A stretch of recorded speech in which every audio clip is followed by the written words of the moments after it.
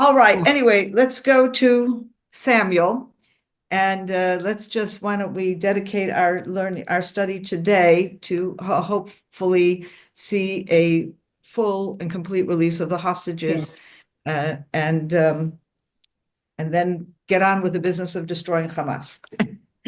All right. Anyway, so we left off last week.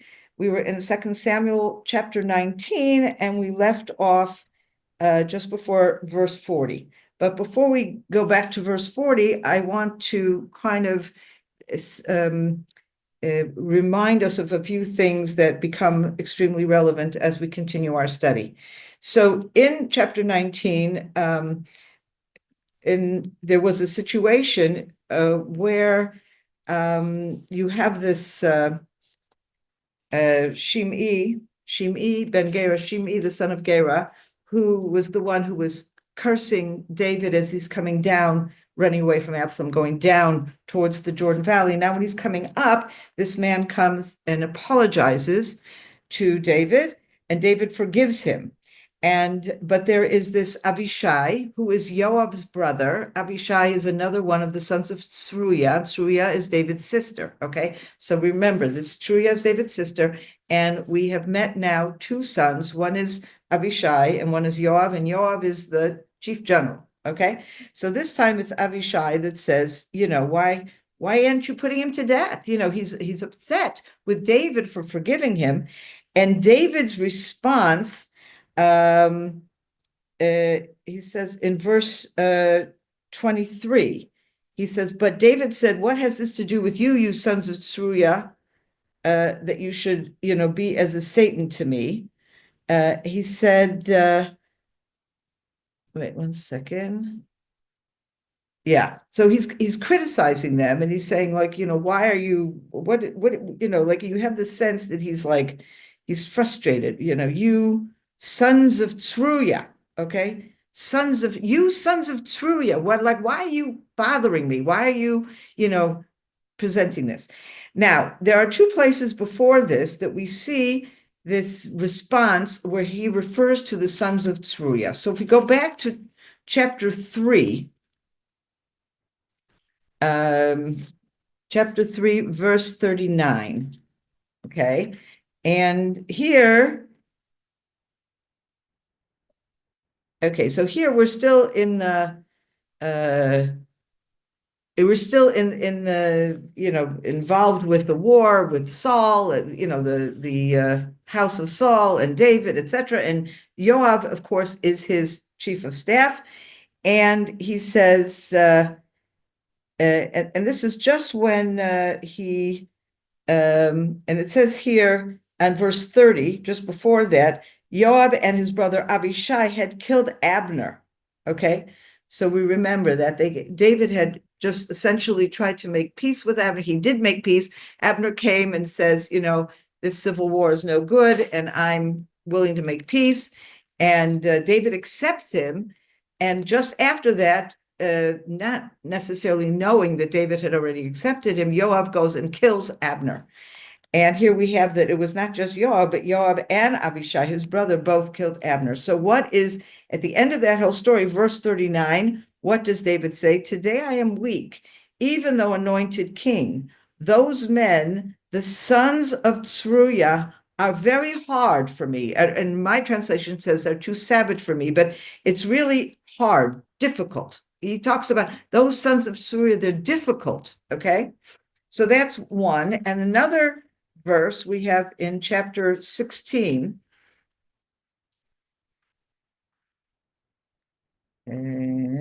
Chapter 16, verse 10.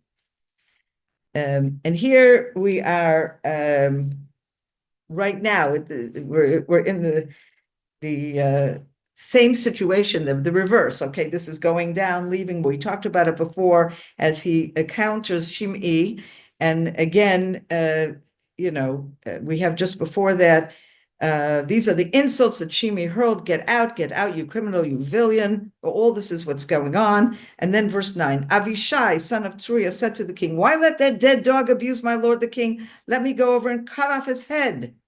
But the king said, "What has this to do with you, you sons of Tzeruiah?" Almost the exact response that he gave in our chapter, chapter 19, only because the Lord told him to abuse David. And so you have a sense here that he's finding, wait, one second, I dropped my paper. Sorry about that. The heater's on it. It blew my notes away. But anyway, you have in all of these three places the sense of, you sons of Tzeruiah, you're difficult, you're hard. Why are you doing this? Why are you making trouble, etc.? So keep this in mind as we now move on to our next story. Okay? So our next story is as follows. All the troops were still in the process of having David return to Jerusalem. All the troops crossed the Jordan, and when the king was ready to cross, the king kissed Barzillai and bade him farewell, and Barzillai returned to his home. So remember, last time we had Barzillai, who had been very good to him and brought him cake and food, and then on the way back up, David has offered Barzillai to come and sit with him in Jerusalem, and he will support him. And Barzillai says, "Well, I'm an old man, I don't want to leave my house, but maybe you can take my son with you." And that's what we see happens here. So here he separates from him. Barzillai returns home. The king passed on to Gilgal with Kimhan accompanying him, and all the Judite soldiers and part of the Israelite army escorted the king across. Okay, so we have here, it says the Judite soldiers, but literally it says, "And all the nation of Judah crossed with the king, and also half of the nation of Israel." And this is the very beginning when we start seeing these two terms, the nation of Judah and the nation of Israel. And it rings those of us who know what happens later on, of course, in the book of Kings, after Solomon's death, the kingdom is divided. Rehoboam, who is Solomon's son, takes over the kingship. But shortly after that, Jeroboam leads a rebellion, a successful rebellion, and this is basically in line with what God had said to Jeroboam would happen. And Jeroboam begins the kingdom of Israel, or the northern kingdom, and he actually takes 10 tribes with him. And it's only Judah and Benjamin that remain in the south under the rule of the house of David. So from that point on, this division between Judah and Israel is very common, but we don't see that until now. And here, even though, you have to question why suddenly the nation of Judah and the nation of Israel, we're right after the rebellion of Absalom. Now, Absalom is himself from Judah. He's David's son. Judah itself is split. Those who are in favor of David, those who are in favor of Absalom, as is people from other tribes. Of course, we met, for example, Barzillai, and he's in favor of David. We met, some other people that are in favor of David from different tribes, particularly from the Gilead, which is the tribe of Manasseh. And on the other hand, within Judah itself, we have those who are standing with David and those who are standing with Absalom. So the fact that you suddenly have this division of Judah and Israel as we're coming out of the rebellion of Absalom, you have to start asking a question. And as we continue with this story, the story kind of makes sense, but you have to wonder if we aren't setting the seeds now for something that will happen later on. And we'll see exactly what's happening. So let's follow this through.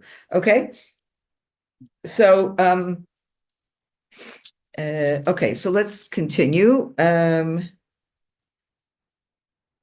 Let's just go back for a second. This also gives us a very important background. If we go back to verse 12, okay, here we're just as right after Absalom is dead, okay, and we see and also, first of all, if you'll recall, the division, the words used in our chapters that differentiate between those who are with David and those who are with Absalom, the people of Israel tend to refer to the people who are with Absalom, whereas the nation, not the nation of Judah, the nation tends to be referred to those people with David. And sometimes the nation refers to those people from Jerusalem. But those seem to be the terms that are being used at this point. So if we look at verse 12, the talk of all Israel, okay, reached the king of his quarters. All Israel, here the assumption is, well, whoever they are. And so King David sent this message to the priests Zadok and Abiathar: speak to the elders of Judah and say, why should you be the last to bring the king back to his palace? You are my kinsmen, my own flesh and blood. Why should you be the last to escort the king back? So if the beginning of this story, you had a sense that there are people from all over Israel talking, without a distinction, does that include Judah or doesn't include Judah? You assume it does include Judah. Certainly those people of Judah who were previously with Absalom. The talk is, you know what, we wronged David. David did us well. David fought our battles, and they're kind of starting to talk amongst them the regret that they rebelled against David. But here, all of a sudden, David is for the first time kind of singling out Judah. And he's saying to his priests, go speak to the elders of Judah. You should not be the last. In other words, you have a sense here that you have all kinds of people from all kinds of tribes who are starting to side with David and accompany him back to the palace, which is normal because Absalom is already dead. It's not a difficult thing. But you have a sense here that David is specifically looking for the tribe of Judah as a whole, as his tribe, to be really the first, the people who are most loyal, the people who are most involved in accompanying David back to Jerusalem. So here we also have a certain reference. Keep that in mind as we see what's going here. Okay, so here you have in verse 42. Then all the men of Israel came to the king and said to the king, why did our kinsmen, the men of Judah, steal you away and escort the king and his family across the Jordan along with all of David's men? All the men of Judah replied to the men of Israel, because the king is our relative. Why should this upset you? So this really echoes what David says when he first calls to Judah. I want you amongst me. You are my relatives. You are my brothers. So now you have people from Judah who are saying, we, like you, Judah, are now coming back to be loyal to the king. Why should you, Judah, be closer to the king? Why are you the first ones to escort him? Why are you put in the first row and we're put in the last row? And they're complaining. And Judah then answers, why should this upset you? He's our relative. He says, have we consumed anything that belongs to the king? Has he given us any gifts? And what they're saying is, yes, we stand first amongst him because we're his relatives, but we haven't received any extra benefit. We haven't gotten any financial benefit. We haven't gotten any extra, extra appointments, whatever. We're just as important as you are. It's just we're standing closer to him because we're the closest relatives. But the men of Israel answered the men of Judah, we have 10 shares in the king, and in David too. We have more than you. Why then have you slighted us? Were we not the first to propose that our king be brought back? However, the men of Judah prevailed over the men of Israel. Okay, so what do the men of Israel say? They say, what do you mean? We're 10 tribes, you're 2 tribes. Now, which 2 tribes are they talking about? Okay, well, we already saw later on, we're going to see that Benjamin joins with Judah. In this case, Benjamin has not joined with, well, yes, there's some individuals, but you'll remember Shimei is from Benjamin, and he's clearly standing with Absalom. So, because, and we don't know how typical he is, but he kind of is hearkening back to the battle between Saul and David, and he's kind of sees that Absalom continues in this pattern. Siva himself tries to, when he slanders his boss Mephibosheth, he's trying to make it sound as if Mephibosheth is also rebelling against David because he's harking back to the ancient Saul, David, Benjamin, Judah, whatever fight. But here it is not, we're not talking about Benjamin. Who's with Judah?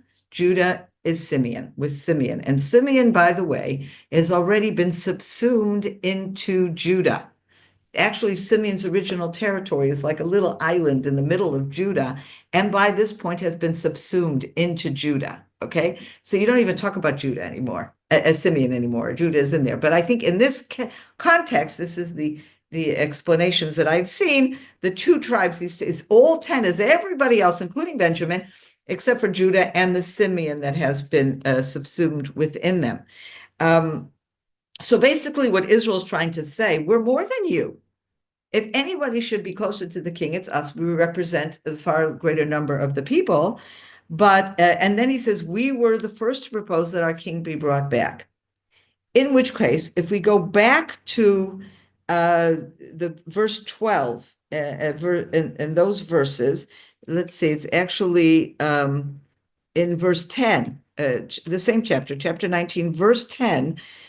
Here we have all the people throughout the tribes of Israel are arguing. Some said the king saved us from the hands of our enemies and he delivered us from the hands of the Philistines. I think that when the people here are saying we were the first to propose that our king be brought back, it's referring to these conversations that are taking place back here in verse 10, where we have the people starting to say, wait, we need to rejoin David. Look, he rescued us from all of our enemies. So I guess if you're just looking at this whole thing, we already see a certain fissure, a certain dividing line that is being created between Israel and Judah, Judah being Judah and either Simeon, no, at this point, not Benjamin, let's say Judah and Simeon. Israel is everybody else. And we have that fissure, kind of harkens back to the David and Saul conflict where Benjamin is taking the lead, but Benjamin has behind him all the other tribes in the north, with the exception of Judah and Simeon from the south. And we have to wonder, are we seeing the beginning of tensions? Are we seeing a continuation of tensions that have been there ever since we had the Saul-David division, the Benjamin-David division? And what will these fissures look like as we continue? Okay, and that brings us right into, although here the end of chapter 19 is the men of Judah prevailed. And that makes sense because David is of Judah and he's the king. So at the end of the day, they all there's no fight amongst them at this point as to whether David should be king. That seems, at least at this point, to have been solved. They are all behind David. However, the question is, where is the who gets priority here? Who are the main leaders or whatever? And it seems that Judah has prevailed. And that seems to be because that's what David wants. David wants to keep his tribe close to him. Okay. Now let's go into chapter 20, where things tend to change a bit. Okay. A scoundrel named Sheva, son of Bichri, a Benjaminite, here we go back to these Benjaminites again, happened to be there.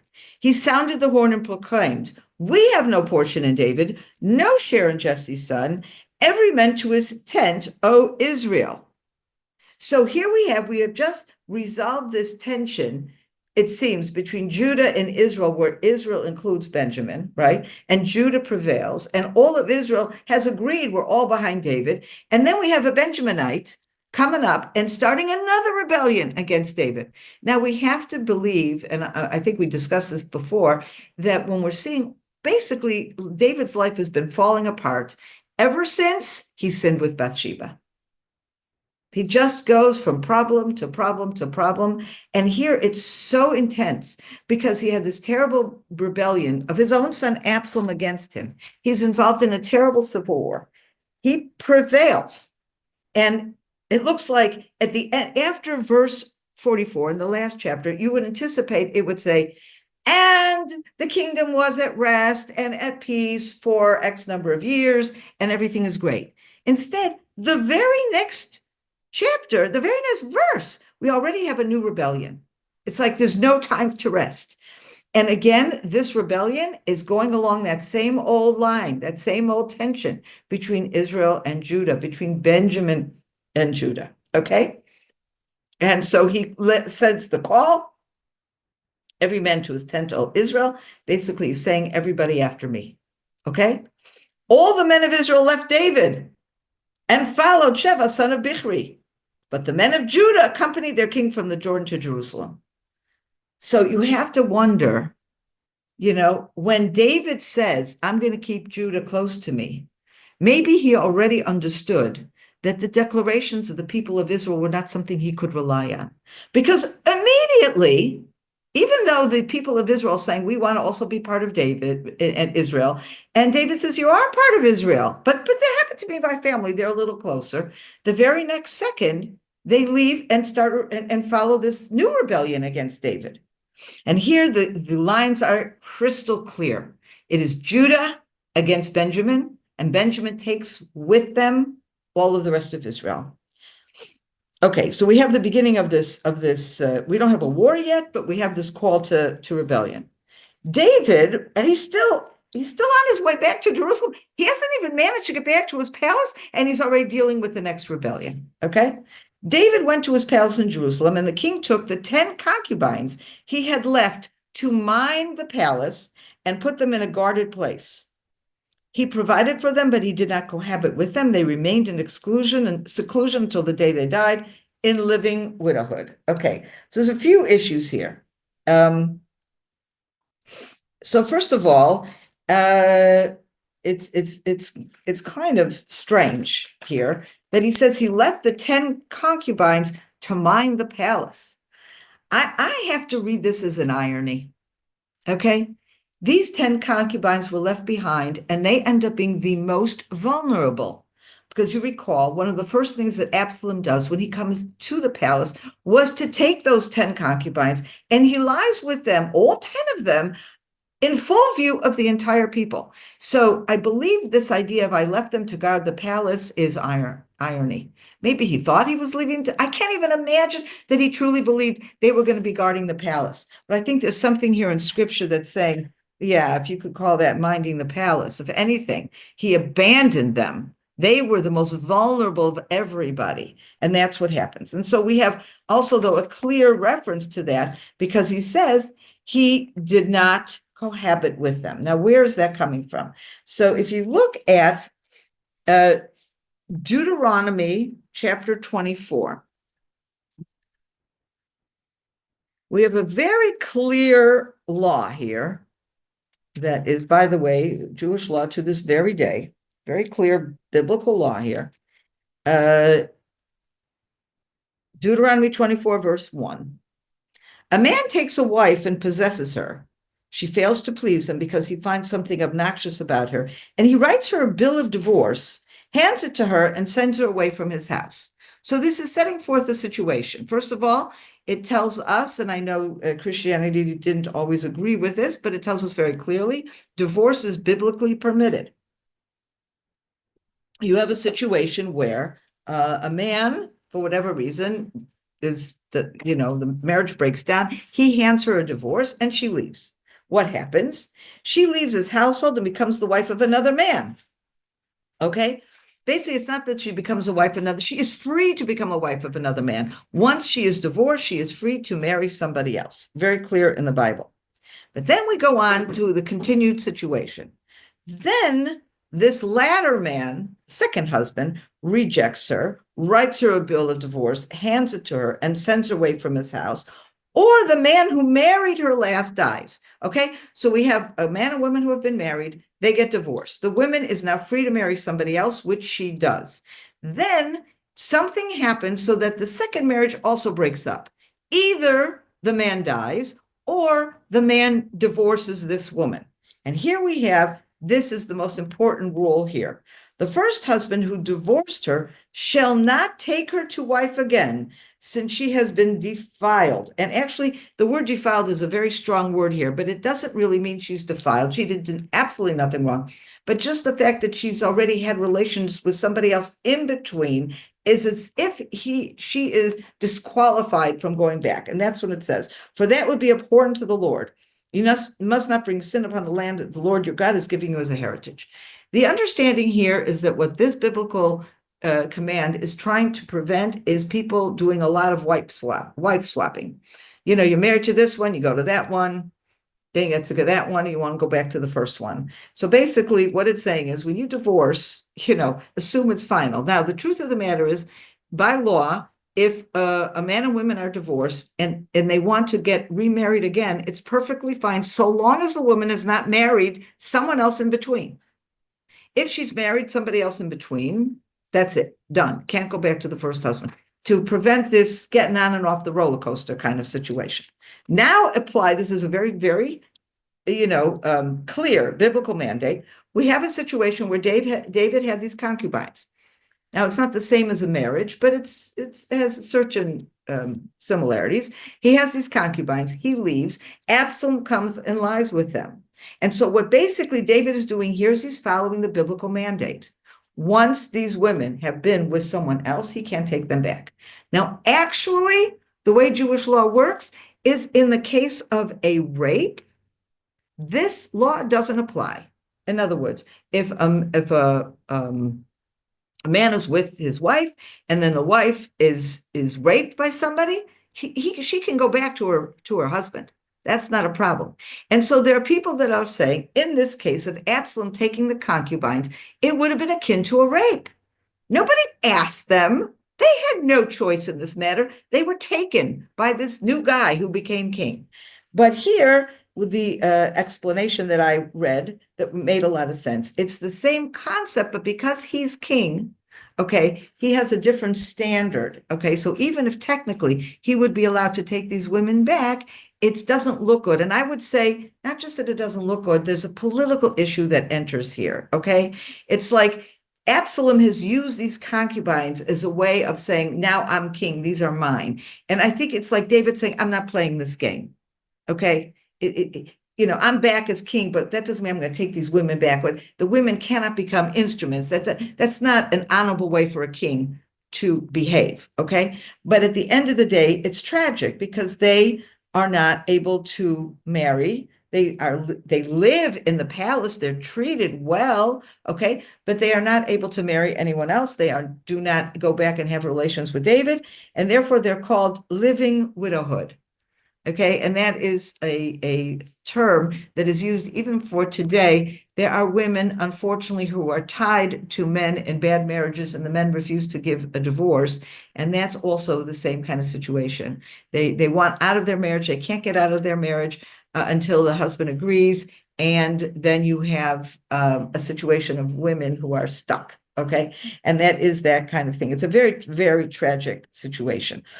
So I think really, what is this verse doing here? I mean, yes, maybe chronologically, first we have the rebellion of David, and then the rebellion of Sheva, and then we have David coming back to Jerusalem, and we're telling about these concubines. But I think what Scripture is trying to tell us is that David comes back to Jerusalem. He finds a situation. There has been damage done as a result of Absalom's rebellion, damage done, and that what he's trying to do is act honorably, but at the same time not, make the damage worse.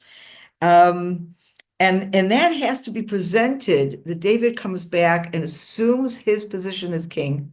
And only then do we go to verse 4, where we will see how the king now musters the troops and goes and fights against Sheva.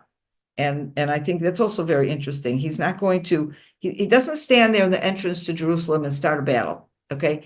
He's going to only start a battle against Sheva when he's back in his palace and he's reassumed his position as king of Israel, okay? So we will stop here and we will take the story up with verse 4 and see how that continues to develop. Any comments or questions?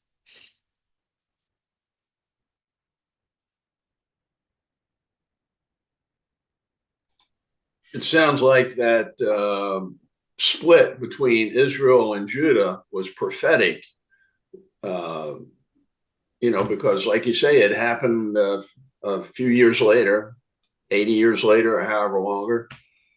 And probably less than 50 years later, because Solomon ruled for 40 years, but these rebellions are thought to be in the last few years of David's reign. Yeah. So let's say, 45 years or something like that. Yeah. 46 and a half. Okay. Whatever. Yeah. Now, I think it's not just prophetic. I think the way it's described, and we see the tensions between Israel and Judah suddenly showing up before it even is the right word for it at the end of chapter 19, I think that use of those terms is kind of prophetic in the sense of watch out for what's coming. But I think what we start seeing in chapter 20 is those real divisions that never left us. In other words, we go back, we have a problem with unity. We have this problem. And absolutely, and it's also, if you think about it, go back go back all the way to Genesis, to the sale of Joseph, to picture in your minds Judah standing before Joseph to plead the case of Benjamin, okay? And in that case, it's very interesting because on the one hand, you would say Joseph and Benjamin belong together because they are the two brothers of the same mother. But the way Joseph has set this up at that point, it's Joseph, right? And then Judah is leading all the other brothers. But the real fault lines are between Joseph and Judah, okay? And I think that is what we're going to continue seeing. Joseph versus Judah, Ephraim, which becomes the head of Israel, against Judah. So Benjamin flips back and forth, okay? And initially, those fault lines are much more Judah versus Benjamin. But there's always this Judah versus everybody else that starts there, and it just follows it through in different stories and different developments until it becomes a permanent fixture. After Solomon's death, the kingdom splits. It is two completely separate kingdoms. They never do reunite. Now, of course, we have the prophecy of Ezekiel that one day they will reunite, but that hasn't yet happened. Well, today we don't even know who Israel is and Ephraim and all that, so we are reunited in that sense. But this is something that follows us through. And Jeroboam did everything in his power to make sure that they never reunited because he changed everything. Well, he was afraid. In other words, what happens is you have the house of David, which is a powerful symbol. You have Jerusalem, which is a capital and a powerful symbol. You have the temple. Okay. And so Jeroboam is saying, well, it's all very nice that I have all these 10 tribes that God even said to me, I can take all these 10 tribes. But what good is my political leadership if they still are going to be going to Judah for the temple? And, he says, but that will weaken my political leadership. And that was his sin, because he needed to understand that they had the same faith and believed in the same God. And Jerusalem still needed to be the spiritual capital of the entire nation. But for him, politics reigned above all. And that's why he stopped it. And he built a wall there so they couldn't cross, down to Jerusalem. Unfortunately, yeah. Yeah, it was very tragic. So many bad things, so many mistakes. And as we read these things, there's so many things that remind us of mistakes that have happened in our people over the centuries. I think we're trying to learn our lessons, but, things don't always change so drastically. We're dealing with some of the same challenges even today. What is the time difference, do you think, between Absalom being in the palace and then David getting back to the palace? I think it's just weeks or months. It's not a long time. Because in other words, David goes down and at the same time Absalom goes up. Right away, when Absalom is in the palace, he's already getting recommendations. What should he do to fight?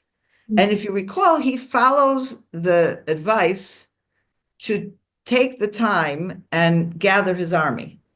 So how long would that have taken? That would take, Yeah, the reason why I asked, I didn't know the answer, so that's interesting. The reason why I ask is because the law in Deuteronomy, yes, absolutely. But I guess if David had also had relations with the concubines, then the accusation could be laid at a later date that any children forthcoming could have been the progeny of Absalom. I see. Oh, that's very interesting. Yeah. Therefore, the kingdom at risk. Yeah, but it says here that for the rest of their lives, it wasn't just that he says, I separated them for, 3 months to see if anybody ends up being pregnant, but it was much longer than that. So I think that's why it really goes back to Deuteronomy. But in terms of a time frame, you figure a few weeks that Absalom uses to muster an army, which gives David those same few weeks to get organized when he settles with his people down in the Jordan Valley. Then they have a war, and the war, I don't think it lasted that long. Days, weeks, not a long time. And then, Absalom is killed, and then David starts coming back up. So this whole thing would have been months, not more than that. Okay, interesting. Okay. Anyway, Sandra, Anyone else? Maria, yes. yes. Did we address the very question as to why David wanted to get rid of Abner? His, You mean, well, okay, so this is what we're gonna deal with next week. Starting next week, okay. it becomes very relevant. The only thing we saw so far is when he reached out to Amasa, okay, who had been also a relative, also from Judah, also a relative, it was actually a nephew of his, but not from the same side of the family as Sruya. Anyway, when he reaches out to Amasa, he says he's going to make him the head of the army and replace Joab. Joab, yeah. Yeah, no, Abner's dead. Abner Yeah. is dead. Joab, he's going to replace Joab. And that never happens. Okay. What we're going to see starting next week is what exactly is going on there. Okay. What's with Abner, with Joab? What is with Amasa? And also we're going to reference David's instruction to Solomon that he wants him to kill Joab and why. And it's all reflected in these stories that we're now going to be. Okay. So it's coming Okay, along. and that includes Abner. In other words, one of the reasons he wants Joab killed is because he killed Abner. So we discussed that a little bit last week, but we're going to do it in much further detail next week. Okay? Sounds Good. good. All right. So everybody have a good week, and we'll see you next week.